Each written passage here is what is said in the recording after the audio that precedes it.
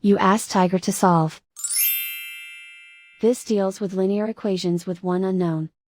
The final result is y equals -2. Let's solve it step by step.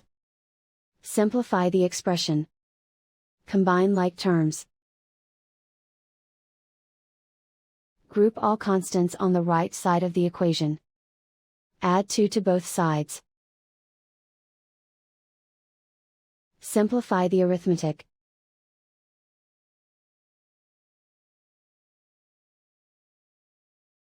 Convert the y into a positive number. Multiply both sides by -1. Remove the ones. Simplify the arithmetic. And so the final result is y equals -2.